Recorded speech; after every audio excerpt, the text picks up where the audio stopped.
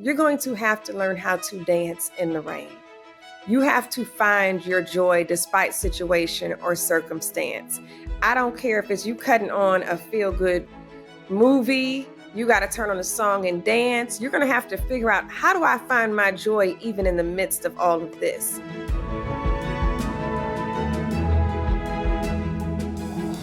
Oftentimes in life, you're talking with people who you're not even aware are listening. And then again, sometimes in life, you meet people who are sharing back what you've said in a moment you weren't aware they were there. Family, today I'm speaking with Her Majesty Queen Arian Simone, founder and CEO of Fearless Fund. Fearless Fund is the first venture capital firm built by women of color for women of color. Arian's journey took her from running a women's boutique while earning her MBA at Florida A&M, FAMU, through 7 months of homelessness in Los Angeles, on to building a successful PR firm with clients like Sony Pictures and Disney. But Arian never forgot the promise she made to herself when banks had kept turning her down for capital. Arian's promise to herself was that one day she would become the investor she was looking for. And she's going to talk with us about that today. Because today, through Fearless Fund, she's deployed millions of women of color entrepreneurs backed by institutions like JP Morgan Chase and Bank of America. Arian serves on the Steve Madden Board of Directors and was crowned Queen Wa, the blessing of Dawa Grand Baribi in Cote d'Ivoire.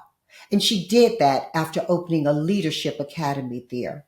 So enjoy the conversation I'm about to have with my sorority sister, Queen Arian Simone. Hello, Queen. Queen Arian, welcome to Ask JBH. May I also say, sister, welcome to Ask JBH. Oh, thank you. Thank you so much for having me. It is an honor to be here with you today.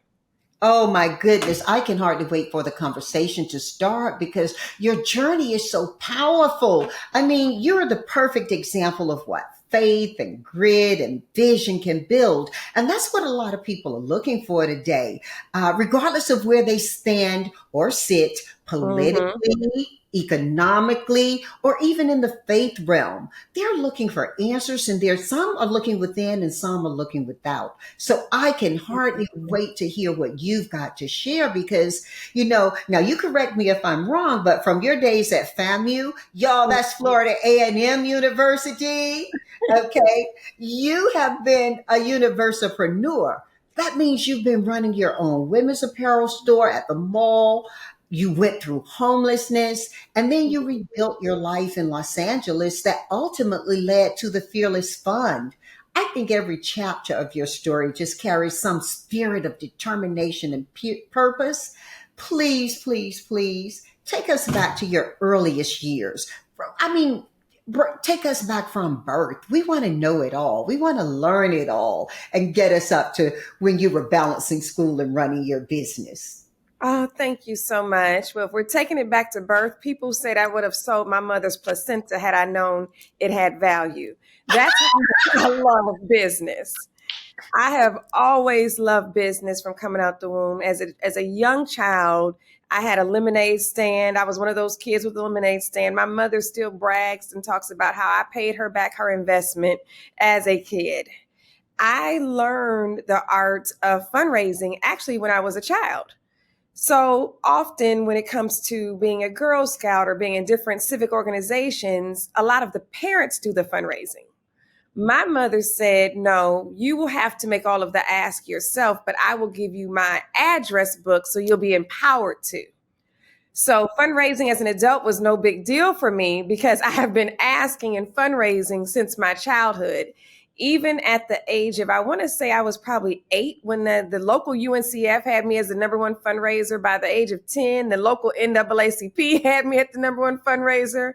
I loved going around and raising for a great cause, raising cash for something that was just needed in the community. And I learned that at a very, very young age. Like I said, I've always have loved business. I attended Cass Technical High School, and in our high schools, we had the opportunity to have majors. And I majored in business then. And by high school, I was selling Mary Kay. I wanted a pink Cadillac. Didn't get the Cadillac, but I said, I'm about to just go all in on this. And then I worked multiple jobs actually during high school. By the time I got to college at Florida A&M University, my love for business continued to grow. And And I you were in a perfect environment for it to flourish. Let me ask you something, because you mentioned two things that like ding ding ding for me. One, you mentioned Cass, and Mhm. then you mentioned Mary Kay. Queen, when I have spoken with people who have association to or attended Cass, as well as people who are related to in any way Mary Kay, whether it's through her teachings, through her book, or whether it's actually selling the product, I've met people who are on purpose and who value perseverance as a tool, not as a burden, and who actually have the fortitude and patience to work toward their goal.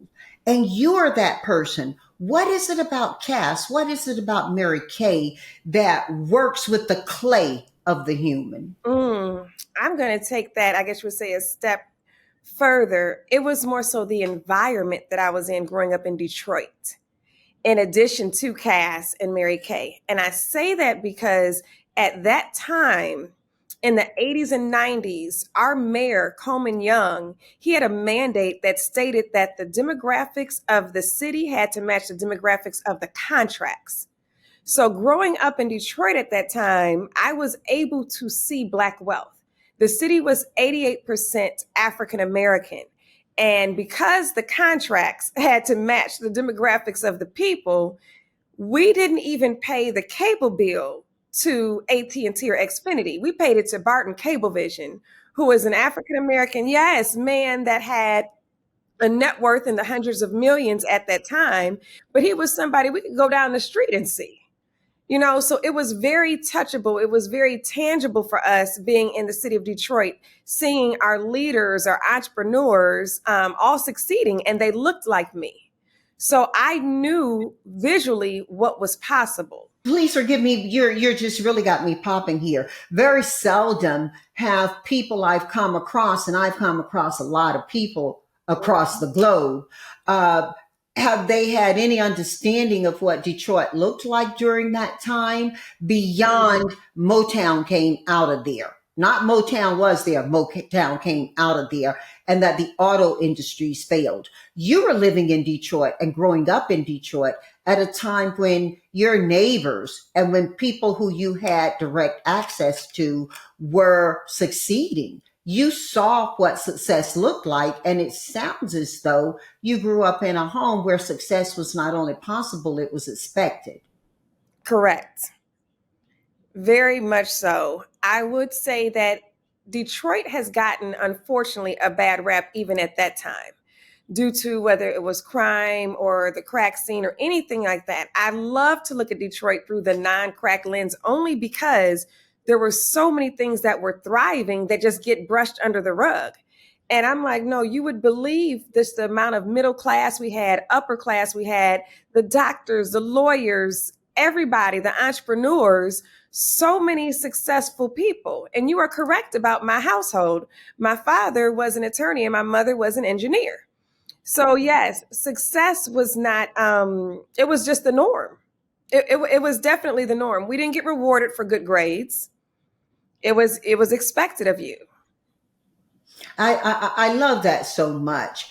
You've gone through some things though since you left home that did require you to prove your faith, and Mhm. also it was important that you held on to your fearless mindset. Share a little bit about that. When did that happen? Oh yes. And and also the relationship of that to and from FAMU. I definitely will. This was right after school. I moved to Los Angeles. My parents, unfortunately, were in a divorce case and all their assets were even frozen at the time. And I had been pretty much providing for myself even through college. I paid for my rent, paid for my bills. I was running a business, and I actually took a job working for Nellie's Apple Bottoms. It was a clothing line at the time in Los Angeles. And I got laid off because the company got sold. Was that the So, apple bottom jeans? yes, apple bottom jeans, boots with the fur. Yes, it was. And I placed them, I was over product placement. I placed the product on Tyra Banks. I placed the product on Oprah Winfrey. I placed the product on Jessica Simpson. I thought I was just doing it. And it was only there for just a short period of time. And the president wanted to see me. And I thought, well, of course. I'm thinking I'm going in for a raise. And she's sitting here and I have some unfortunate news. I'm like, yeah, but not for me. And she said, yes. Unfortunately, you just happen to be the last hired, so you're the first fired. And I was like, whoa. And that's when I found out the company was being sold and everybody was going to be let go. And over time after that, it wasn't immediate. I just started to run out of money because I kept applying for jobs. And then I looked up and I said, oh gosh, I ended up with a pay rent or quit notice on my apartment. And I called my mom and she said, oh God, this is the worst time. She was like, you know what me and your father are dealing with? And I said, okay, I'm going to try to figure this out. And her friend actually covered my storage for my furniture while I literally moved from my apartment to my car. And I was just like, I'm just going to figure this out. I sold clothes to consignment shops. I sold clothes wherever I could find a place to sell my clothes. And I'm like, hey, as long as I could eat, sleep, and I tithe the whole time. I'm a Christian woman and I'm a woman of faith. And the little bit I did have, I said, shoot, I'm going to West Angeles Church of God in Christ and I'm going to tithe this. And literally it was 7 months. Now, every day I got up thinking it was the day I was going to get my breakthrough, but it was 7 months. And somebody sought me out to do PR and marketing work because they saw my performance at Apple Bottoms. I'd never done PR before in my life, but had they asked me to paint the walls, I would have said, hey, I'm putting on overalls. Where is the paintbrush?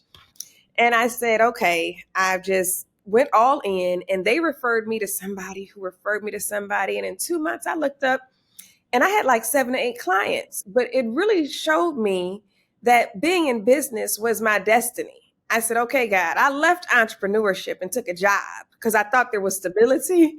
I said, now you got me right back in entrepreneurship. So even if it's a detour, he's still going to get you to your destination. And that's when I really had the conviction that I was created to do business in the earth. And I said, you know what? Go ahead, JBH. No, girl. No, girl. I'm hallelujah to you. I'm hallelujah to you. You said you talked to God and you said, God, you know what? And go on. Yes, I had the conviction. I knew then, okay, I'm created to do business in the earth. And I was like, don't veer off this path. No matter how hard it gets in entrepreneurship, it can get very trying. And I said, you got to stay with this. I said, because the second you veered from it, you caused yourself more of a mess than had you just stayed in entrepreneurship. I was like, don't veer from it. I And love it. yes, that's when I had that conviction. I love that. And that's a message that people need right now. I'm sure, people are feeling the gems you're dropping right now into their laps. And when they stand up, they're just so much more empowered. You have what looks like on the outside an individual success that's stellar. Yet, you are very connected to community. And as a matter of fact, I think you're connected to me through the Delta Sigma Theta sorority. Soror. Yes. So, yes. So this means we are sisters connected to the greatest sorority on earth and to some people who are passionately driven toward doing some of the greatest work on earth. I think there are over 350,000 of us. This Mhm. also means that you've enjoyed tremendous success to women who've achieved in personal and professional ways that you can learn from and share back to. Talk about how you've taken advantage of these resources and others in your life beyond being a resource to others yourself. Walk us through what a sisterhood journey looks like. Woo! That was good. That was good. And for me, sisterhood is so important. My network in Delta and at FAMU, it's been priceless. It has truly been priceless. What got me off the ground in Los Angeles when I got that call was a sorority sister. She said, "What is it that you need?" I said, "I need an office." She said, "Are you sure you don't need a place to stay?" I said, "I will sleep there at first. Do not worry about it. If you get me an office," I said, "I will make it happen." And she got me an office, and it was probably no bigger than, like, I would say almost maybe like a 6x8. And I got some used computers and I set them up there. I said, I will find some interns. And I turned it into a whole PR and marketing agency servicing Sony Pictures, Walt Disney, Universal. But it was sisterhood. It was that relationship that gave me that opportunity. Her name is Indy Brown Jones. She is a producer right now. She is a #1 show on Netflix and BET Plus. And I am so, so grateful for that relationship. But yes, between Delta, like I said, and FAMU, I have been tremendously blessed by our network. But I think sisterhood is important even outside of a sorority, just for women in general. I think it's important, period. You need that type of positive energy and you need that type of support with anything life is going to throw at you. You're so profound in that. And in this season, not just in this country, USA, but in the world, because people are listening to us from across the globe. I think a lot of people are looking for those connections or looking to redefine those connections. A lot of people are revaluing those connections. Now, you found success in PR and marketing through a connection with a sister who helped you, and you worked with a lot of major brands and big names. Yet you say you felt a pull, Queen, towards something greater. Talk about that pull to venture capital. What was it, a spiritual pull that you felt? What, describe it? I I have these moments where in that moment I know for a fact where I knew something greater was on the horizon.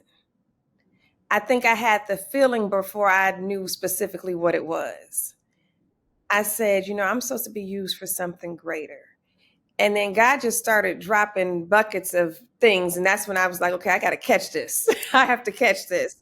I ended up in a meeting with a man by the name of Gary Vaynerchuk. And then he was talking about his fund and we were pitching him. And I said, you know what? This is something that I can make good on a promise to myself. So when I was at FAMU and I had my store, I tried to raise capital and I raised just a little bit from friends and family just to get things going. And I got rejected so much. And for somebody who always grew up accomplished, rejection was like, what is happening here? And I sit there and don't you get discouraged. And I sat there on the floor in the middle of inventory and I told myself, one day you will be the business investor you are looking for. And I kept that promise. Now, the promise looks like the Fearless Fund today. But when I said that to myself, I had no clue what it was going to end up looking like later. But I kept feeling this tug and feeling this tug. And I said, I know what it is. It's the promise I said to myself back in school that I was going to be the business investor that I had been looking for. So when I started meeting people in the venture capital space, I just started telling them this was nothing but words at first. I am building a fund. I am building the first fund that is built by women of color for women of color, and we are going to invest in women of color businesses. And it was nothing but words, literally, at first. And I just kept saying it, and I kept meeting the right people, and I kept connecting dots. And honestly, one of the dots of people who I met during that time was Rodney Sampson. Oh, yeah, ATL. And I said, okay, here's another dot, another piece. And I kept putting people together. And I said, hey, I got enough people that can show me how to make this happen. And all these people came together and showed me how to build the fund. Rodney is a friend to the podcast, and he was an early guest on the podcast. He's going to be delighted to see this circle of connection you're making. But Queen, I have one more though. Janice, one more. Who? I first met you at Morehouse College when you spoke with Rodney at a fireside chat. Oh. You have no clue. Of course, I knew who you were way before. As a woman in business, you are all of our role model. Oh, so, no, I'm so serious. So he knew I was so excited to come. I heard the talk. I bought your book. I read it immediately. You signed it for me. I took a photo with you. I was like, Ryder, you do not know what this means to me. As a young girl who has loved business since she was a toddler, I said meeting her was everything. And they were all so excited. They were like, no, she's your kind of person. I said, she's everything. So Oh, yes, that was the first time I encountered you.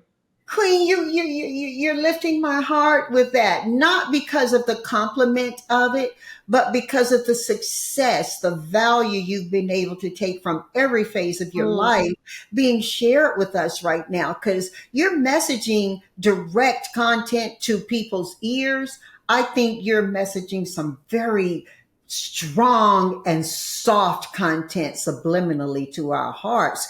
You're so fast to pay pay it forward, and you also give credit to people who've been in your life. I mean, think about it now. I'm sitting here, I'm talking with this beautiful inside and out woman who just shared that you started Fearless Fund with, $100. You're speaking to my heart, because I started out one group with $1,500, and 900 of it was borrowed from my mother. I had a fax machine and a phone, and today my company, has integrated AI not only into our company but into our clients' companies. That Mhm. requires vision. It requires being attuned to what's going on around you. And it requires forethought about how you turn that into success for others and yourself. And I think that while your early days certainly required a lot of grit and faith from you, your vision and your ability to stay focused on what was happening around you and use it as tools, not let it be circumstantial, but using it as tools. Go a little deeper about that. You're a young woman Mm. with some very age old lessons to teach us. Tell us about Oh my some of gosh. the other hurdles you faced, and what was required of you to keep going when life got intense, as it is now Mhm. for so many. It is now for so many. Um, I have had to work on myself. I will say that when trials and tribulations have come, whether it was living in the car, whether it was building the fund, and I can go further down the line with those trials and tribulations, but I keep a gratitude journal. I have something to reference for the things that I am grateful for, and I have something to meditate on. And I am very big on mindset. So I definitely take that time out. I don't care if I just got a can of soup. I will write that down. I am grateful for this can of soup. I stay in the mode of gratitude.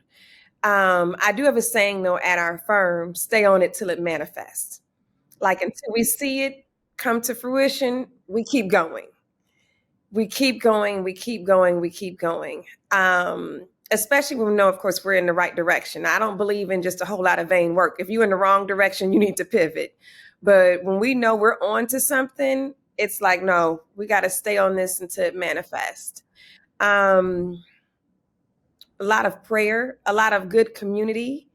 I will say this, I had probably one of the most trying times of my life recently when I was in a court battle, a federal court case for 13 months. And one thing I learned really was keeping my circle small and effective. Only people who could help me solve this problem were people I could entertain at that time. It was a reality I had to accept. It was a sacrifice I had to make in order to get through that time. So be mindful, anybody listening, of course, who you have in your ear and who you're choosing just to keep around. John Hope Bryant teaches beautifully around that, and I'm going to power quote him. Uh, Mhm. Basically, he one of his messages is there's a lot of stuff going on around you. Some people call it noise, some people whatever you call it. His message is about staying focused on where you want to go, and you could almost say you can hear it, but don't listen to it. You Mm. know, you have to hear it. You have to be aware it's there and what it is, but you can't let it reach down in your soul and take you off course. And it sounds as though you institute a lot of that same practice and principle in how you stay on course. How do people do that when they feel today that, their capital or even their confidence is out of reach with where the world is and everything that's going on? How do they do that when the distance between what they're focusing on and what they have is so great as maybe it's to include next month's house note, next month's rent? Mm. How do they do that? Because whether that's the challenge of our family listening right now or not, they certainly know people. They know people closely for whom that is a challenge, especially as work is being redefined, how we accomplish work, and I'll give you the thought around where this is coming from for me. AI is creating a lot more jobs than it's collapsing, but people didn't anticipate that it would touch into the management offices. They thought it would touch the line workers, the light Mhm. industrial workers, the people in the factories. They did not understand that it could touch beyond. It was touching the law offices. It's touching the researchers. In Hollywood, it's even touching some of the creators. So how do you educate? How do you not just encourage, but educate people when you talk about staying on course? And, you and I both know faith without works is dead. Mhm. But how do you educate people in this season around those types of concerns, Queen? That is so true because people thought AI was robots. So you are correct. They associated artificial intelligence with robots. No, artificial intelligence is exactly what it says. It is artificial intelligence, and it has shown up everywhere. But as far as encouraging you in what you're going through and the things around you, two things. You're going to have to learn how to dance in the rain. You have to find your joy despite situation or circumstance. I don't care if it's you cutting on a feel good movie, you got to turn on a song and dance. You're going to have to figure out, how do I find my joy even in the midst of all of this? That is one. I talked about just reminding yourself of the things you can be grateful for, but also encourage yourself with other people's stories. It is the stories of others that can really, really say, you know what, they did it and I can keep going. Like, I knew your story from beginning to end when you were talking about the fax machine a second ago, growing up in the Carolinas in a small town, being at the desegregated school, one of the few people. I mean, I love your journey. Your journey has encouraged me on many of days. So finding somebody who you can be encouraged by and making sure you keep that close to you as well too. So those three things, but you are correct. These are unprecedented times. This revolution that we are in as an industrial revolution is the fastest one that has ever taken us by storm. So yes, you do have to educate yourself and you have to be aware of what is going on so you can know, okay, how do I make this work for me and not against me? Yes, yes. And Queen, don't you find, certainly I do, that oftentimes when you are facing your own challenges, especially when it's like getting to the limit, like, okay, it's a lot. When you find yourself saying it's a lot, don't you find that that's the main time you can perhaps reach out and help somebody else? Um, Mm, when I think back over my life, as I'm talking with you now, and you took me on that journey about being in school and being one of the first to desegregate in our hometown, um, I remember things my mom would tell me. Well, okay, it's hard for you. You don't like that people are throwing their urine and their feces on you at school. But you know what?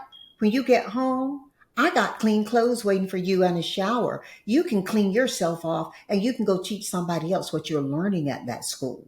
You can, and even when I was in the segregated school, okay, so you don't have all the pages. When you figure out what's missing, write it in, tape it in so the next person doesn't have to step back that far. They can move forward. About helping other people in the midst of it. Are you familiar with Rose Kennedy, the mother of President John Kennedy, and the Kennedy Mhm. tribe? Of Rose course. Kennedy said something in her earlier life when she was being interviewed about the amazing family she was raising and how she had raised them to be charitable to others and the value of that. And Rose said, yes, I'm paraquoting her. Yes, there is that value in it, but the bigger value is my children learn they have more than they need, no matter what circumstance they're in. And I guess that kind of encapsulates what I've seen in you. When you talked about your hardest times, your story also is footnoted that was some of the times that you've given the most, or you've shared the most, you've cared Mhm. the most, you've lifted others up. And so, how did you factor that? I mean, was that taught you by your mother? Was that a circumstance of experience? Go into that a little bit, because a lot of people right now feel they have nothing to give. Yet when you were at your lowest, you were giving oftentimes the most. Oh, yeah. Giving is actually the best gift you could ever receive. That's first and foremost. I did learn, though, growing up in Detroit, that life was about choices. And though we may have been middle class in my family, the crackhead, the prostitute, the drug dealers, they were not distant. When we grew up in urban environments like that, you knew that life was about choices, and just one choice could have you in that situation. So we always had a heart for anybody who was even putting forth an effort to try to get themselves out of that situation. Every month I had community service growing up. Every month. I was in soup kitchens, I candy striped. I did it all. We did give backs. I did learn a life of giving from the model that my mother and grandmother led in the household. I can say that. I also learned it in the church. When people would give you $1 or two, and as a child, they tell you, no, that's for you to go put in the offering plate. That's not for you to put in your pocket. I learned that. I learned that you can't out give God's giving. I learned that. Um, There's an old gospel song, and I'm not going to sing it. That's not something I do well unless I'm in the shower. Then I sound awesome. I sound awesome in the shower. But there is an old gospel song they used to sing in my hometown Baptist church, and it was, "You can't beat God's giving no mhm. matter how you try. The Yep. more you give, the more He gives to you. So just keep on giving, because it's really true. You can't beat God's giving no matter how you try." Honey, those sisters would sing it. Some of them still had the flour under their nails from the bread they had baked Saturday night and didn't have time Mm. to clean out before Sunday morning. But they would be singing that song. And I got to tell you, Queen Arian, as you were just talking about those soup kitchens, you were bringing me to that, because you knew those sisters after church were going to be feeding more than their families, and they were Oh, feeding them on a dime. They were oh feeding yeah. them on a dime. Oh yeah. Everybody always has something to give. Mm, They may mm, not realize it, but everybody, and there's so many biblical stories about when people gave their last, but everybody always has something to give. yeah. And even if it's an encouraging word, even if it's something small, A you have smile. something A that is going smile. to, yes, brighten up somebody's day. You have Mm, something that is just going to just light them up and encourage them. So it's not about how much you have, it's your heart posture. mm, mm, I mm. just want to give something to you. Yeah, and I think it's strengthening. Giving is strengthening. Have you ever given something to someone of your own free will and not felt stronger, better for it? Even Hmm. if you're in, I talk often about doing well and doing good at the same time. What we're Yes. talking about now goes beyond that. Um, and I think that that had to have been a part, and tell me if I'm right, of the vision when you set about your mission of Fearless Fund. Talk a little bit more about Fearless Fund with us. Yes. And I love what you're saying about just people have to understand that social impact can still be profitable. And I was in a business meeting the other day and they kept saying we were trying to get to a deal that didn't get to a deal because I kept trying to explain to them. They kept saying, well, that's you need to do this or you need to give this away as charity. And I said, no, you actually can do what you say, do good and do well, or Do well and do good at the same time. yes. I was like, they're not in conflict with each other. They are not. I mean, and you know, because you've built a whole entire business on making sure other people's businesses are working. Right, right. So yes, you can definitely do that. When I built the Fearless Fund, it was to make sure that women of color who are the most founded and least funded had access to capital. Prior to the Fearless Fund, the average fundraise for the Black female was only $30,000. We came on the scene cutting seven-figure checks. We were very intentional about, we knew that investing in Black and brown women was going to be a good return on investment. And right now, even of the 40 something companies we've done the venture side in, we've done more on debt. We've even done more on grants. I mean, it's in the hundreds and thousands over there. But on the venture side alone, we've cut the big checks. Our percent as far as how many are still surviving compared to the rest in venture capital, we are way beyond. On average venture capital, they say about 10% of the businesses work out. About 30% of our portfolio right now are the fund drivers about to return the fund. And Wow. I'm like, that's what happens when you're going to bet on women of color co-founders. Yeah, So but that's what happens that's what happens also when you're strategic and when you're laser about how you invest. Talk a little bit, because remember now, so many of our family are entrepreneurs or pre-entrepreneurial. Talk a little bit about the key qualities or signs of readiness you want to see in them and in their businesses if you're going to invest in them with a 30% return on, success factor. That is huge. That's outpacing anybody. So what you say matters.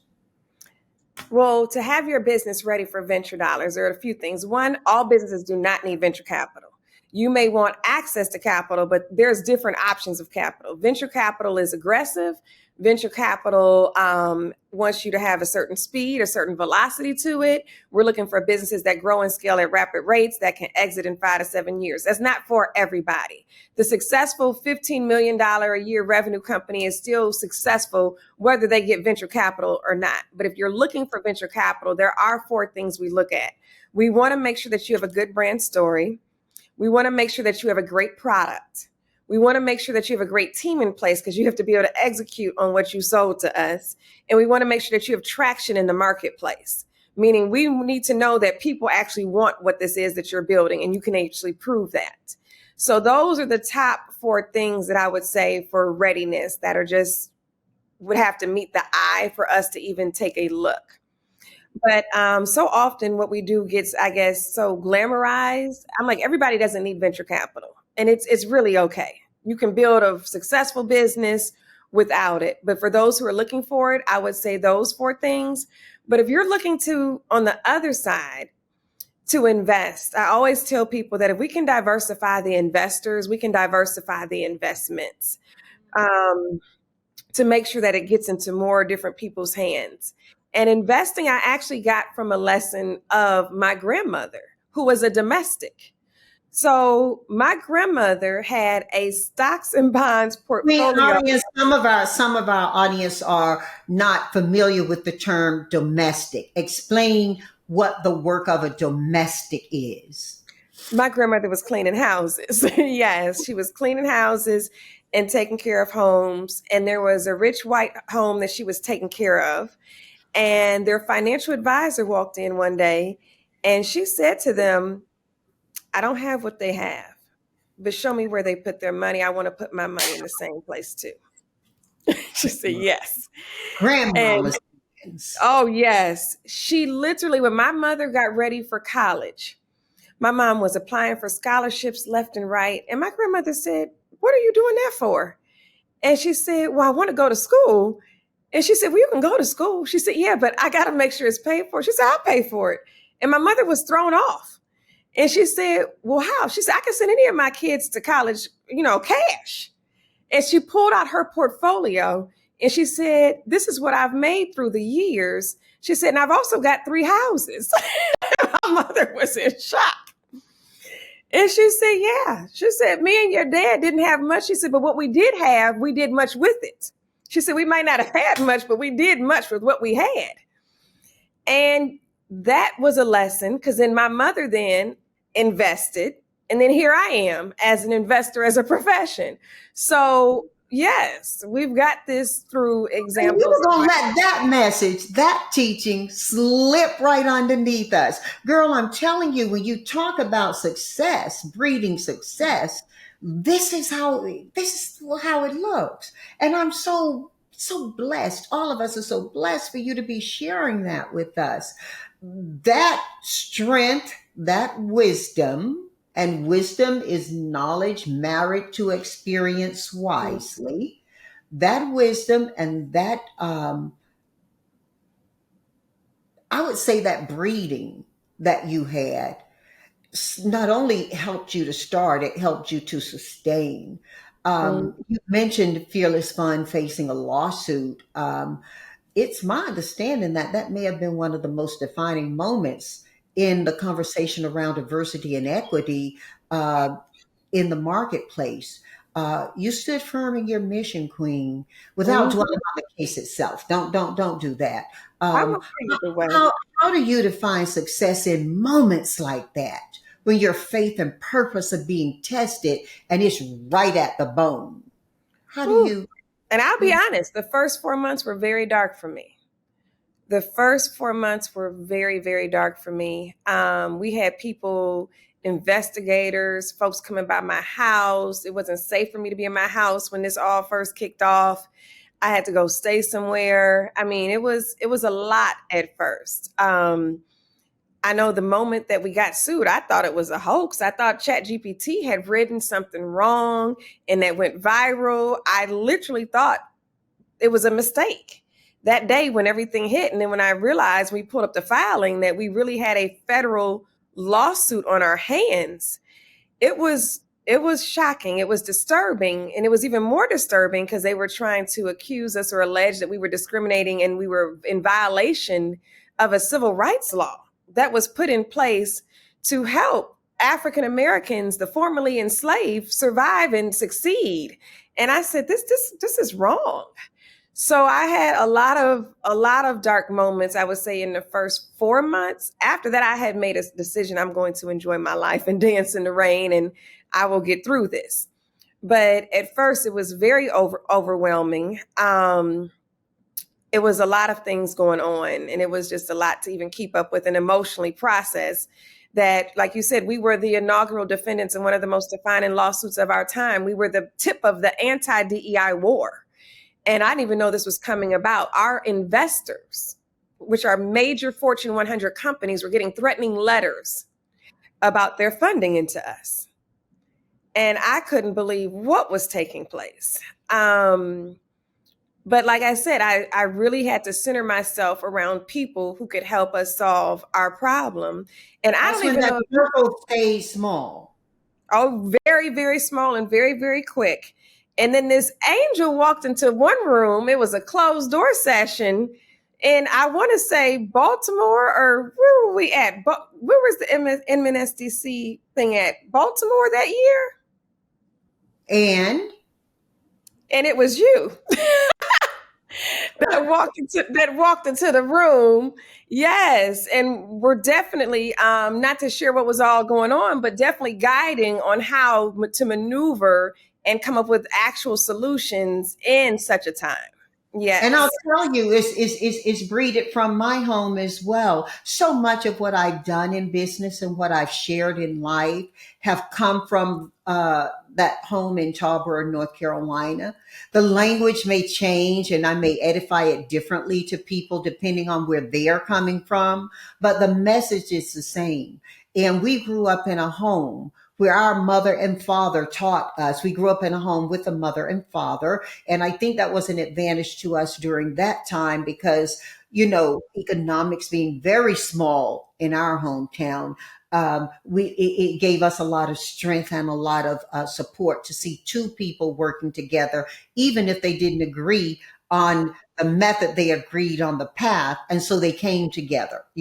We learned that compromise wasn't giving up, it was giving forward. And so one of the biggest lessons we learned was together we win. 11 children, one mom, one dad, and a pet. If nobody else showed up, 13 people were in that house, right? And they taught us how to win together. And I think that question, and this isn't purposed around that. I think it is footnoted by the question of DE and I. And I think I think that oftentimes people look at it as how to divide, like how do we slice a pie? Whereas my parents taught us more about how do you bake more pies. You don't cut people out or cut people short or thinner. You bake more, you create more. John Hope Bryant has a new book coming out, his 7th book that I'm so excited to have read some of the early notes on. And he's going to share a lot better than I can about that. You're living the example of what he talked about. Together we win. And I think that's what was carrying you through that case, was you were standing on solid ground. People may have seen you attempting to walk in high cotton for yourself. Okay. And people who know, the history of what you're talking about, what your grandmama could have told you. Oh, baby girl, you in high cotton now. High cotton wasn't just about an abundant yield to a cotton harvest. It was about the work and toil it took to deliver it to market, and so sitting here in your presence, you've gifted me with your gratitude for what I've offered. Let me tell you, it's circular because I'm so grateful to see you living a truth as a young woman and unblemished by the toil. Unblemished by the Thank you. toil. Thank you. You're filling my heart today. And I'm Woo, I grateful. got to say one more thing. Go, girl, go. Thing. During that time, and I remember after the session, walked up to, I want to say it was Mark Morial was having a breakout session somewhere upstairs. And this was right before we got the case. Thank God. Eventually the case got permanently dismissed. But before then, and we were walking up to that session, and you looked at me, and at that time, I was always on the news. I was back and forth on CNN, The View, and oh gosh, CBS with Gayle King, and just the list kept going on. And I'm like, I know we were getting to a place of this getting resolved. And you told me, talking about togetherness, you said, if you want any support up there, I will go with you. And you do not know what that meant to me at that time. That's why I say God will just place people to just keep you on the path. And you are definitely one of those people that was just keeping me on the path. I said, oh my gosh. I said, she said she would go with me because I just revere you with all of that. You are the grande dame of business. I'm like, okay. Oh, But well, yes, listen, that was so encouraging at that moment. you live fearlessly. And that is exotic and appealing to so many people. And oftentimes it's even more exotic and appealing to others who live fearlessly. You've heard the phrase, it takes one to know one. People know you when they see themselves through you. And and and, and so I'm just so excited for you to be talking and sharing with our family today, Queen, and for our family who are walking within their own calling, whether they're walking strong or whether they're feeling a little feeble right now. What can you tell them about living fearlessly? What has it meant to you up to now? And in particular, in this season of your life, having journeyed enough to have evidence of your truth. One, we know that God doesn't give us the spirit of fear, but of power and of love and of sound mind. And an exercise that I do tell people now that I'm more aware of what has kept me just moving forward is you have to ask yourself, what is that fear costing you? And when you evaluate what that fear is costing you, then you will not entertain it. And once I realized what the price of that was, and I didn't want to pay for it, I said, it has no place here. None. It's costing your authenticity. It's costing you your voice. It's costing you your best self. It's costing you your impact for others. It's costing so much. And when you really realize what that is, you won't entertain it. Praise God. Praise God. Before we go 4 for 4, I want to talk about something because you see, your work is not only about funding businesses, it's about the fuel you place through your advocacy, through education, and creating a together we win environment for Yes. everybody where you think it's been missing.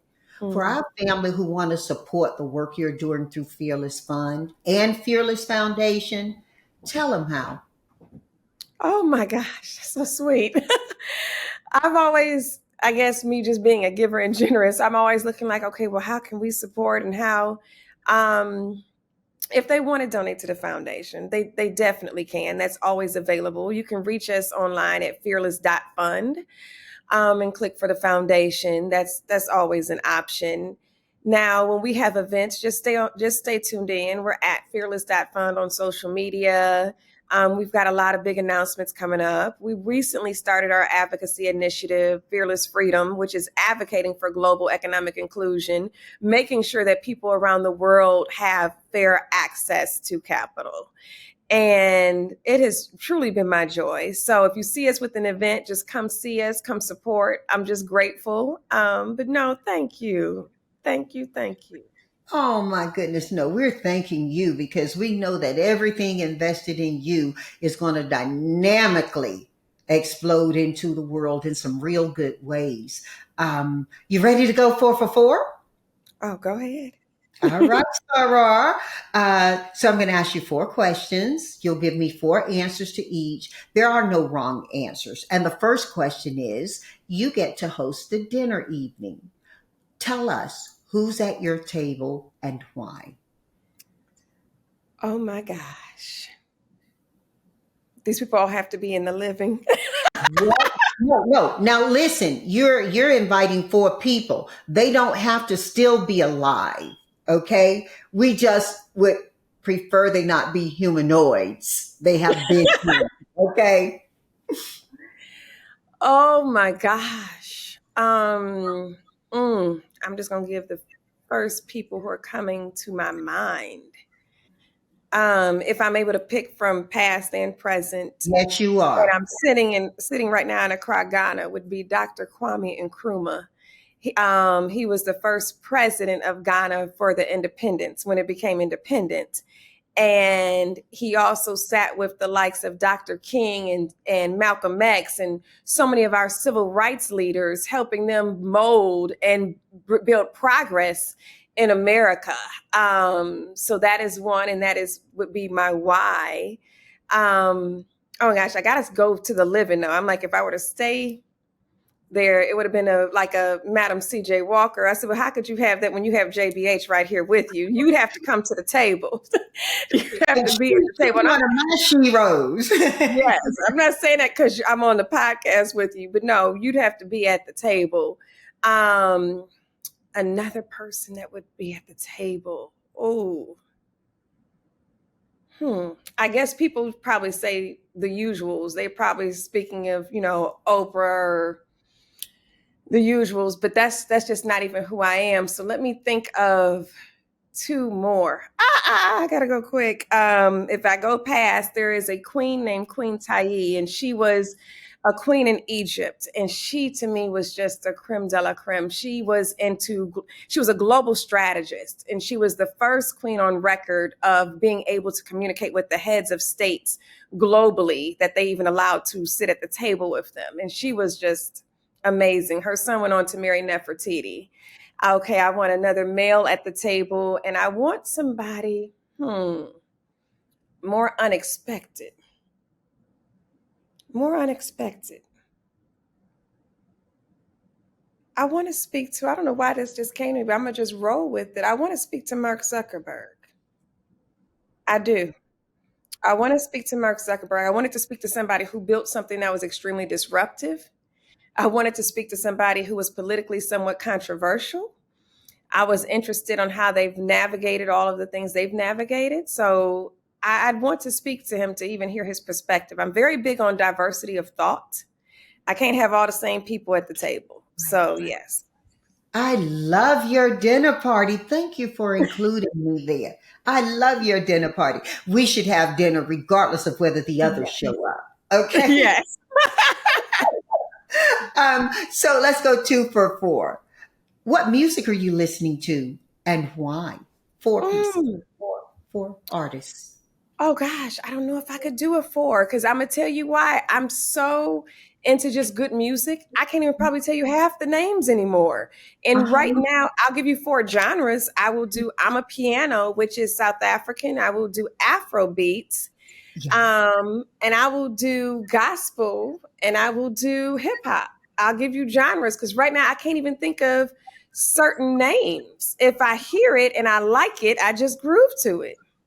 Oh my goodness, that is so, so beautiful. Nobody ever gave genre. They always given their artists. And you talk about gospel. I don't know which type gospel you're speaking of, but next week I'm going to be honored on a BET Honors Award show along with Shirley Caesar. So she's one of my sheroes, and this circle, it's just so wonderful, isn't it? How we're Yeah. meeting the people who helped us to get to where we are. We meet them along the journey. How incredible is that? You know, Yes. I can't tell you. I mean, I cook on early Sunday mornings before church, and when I'm in Southern California, in my house in Southern California, we always have 18 to 20 people at the table for dinner, and I love to cook for them, and I know who likes this and who likes this way, and I got 6 ovens in my kitchen, and I just get big because I like everything to show hot, right? And I got 8 warmer ovens. So I just keep it, and that sounds busy, but it's abundance in the best way because I'm able Mm, to feed people. And at our table, we feed the body and the soul. We may stop in the middle of dinner, Queen, and get up and dance to some music, some Al Green or so, whatever somebody's pushing their way through. My brother Carlton usually wins. But I tell you that to say this, um, the ability to reach a place in your life where you can listen and enjoy, and mm, then from people and learn from them as you're expressing here, and then actually meet them is incredible. I visited, over 54 countries in my life, and I've met incredible people. And I'm nervous about meeting Shirley Caesar because I used to play no charge. Okay. I think about my mama right after she transitioned, and I would play her song No Charge. Go listen to it, okay? When we finish this conversation. love to. Should we go 3 for 4 now? Go ahead. Go ahead. And I love to cook too. I'm Uh, actually cooking even this evening. I love to cook. okay, going 3 for 4. What 4 books do you recommend to our family that they read, and why? Oh my gosh. If I had to pick 4, whew, that's a little tough. Let me think. Let me think. Let me think. Oh, um, the autobiography of Malcolm X. I love his evolution, even towards the end. I'm always here for colorful, impactful stories. What is another one? I've got to pick a business one. Secrets of the Millionaire Mind by T. Harv Eker. I will never forget all the principles I learned from that, just being a young woman navigating business. Recently, right now, I'm about to grab it's actually fiction, but it has our story in it from the Fearless Fund. Can't Get Enough, yes, by Ryan Kennedy. Is a fiction story, but it journals and chronicles a young girl by the name of Hendrix, who is, I guess you would say, me in the story. Four. I'm reading a book right now on leadership, but let me think of something for the audience. Well, no, I'll say that one, but that one's not widely available because it's here. It's actually on the continent. Let me think of another.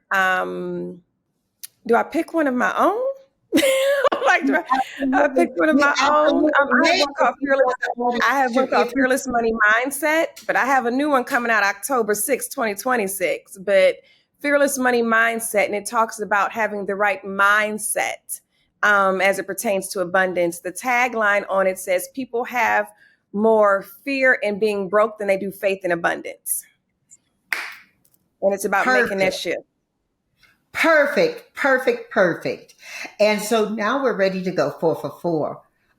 What 4 pieces of advice beyond the conversation we've just enjoyed do you offer our family, and why? Mm-hmm. And may I also state, if it is from someone else, advice someone else gave you, please pay homage to the author. Of course. 4 things I believe that you need to act as if it is already done. Whatever your dreams are that you are going for and the things that you desire to achieve, you need to act as if it is already done, because the world moves out its way for people who know where they're going. That's one. The second one is one I've said already. I believe that you need to dance in the rain. Despite the situations or circumstance, you're going to have to make the decision that I am having fun. The third one, I would say, these are actually pulling from things I have said today, is about keeping a gratitude journal. You want to be able to go back and reflect on the things that you are grateful for. And the fourth one, I would say, is giving yourself grace. For those of us who are trying so hard and working so hard and just very active and ambitious, you're going to also have to give yourself grace. I will never forget when I had that clothing store at FAMU.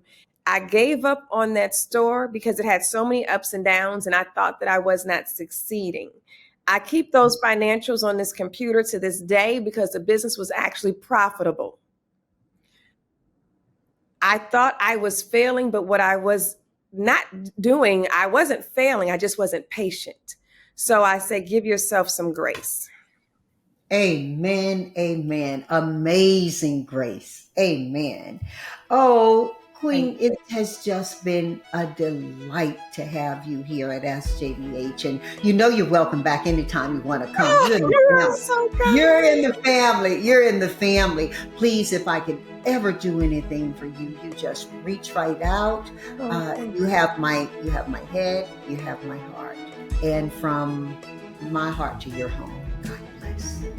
God bless you too. Thank you.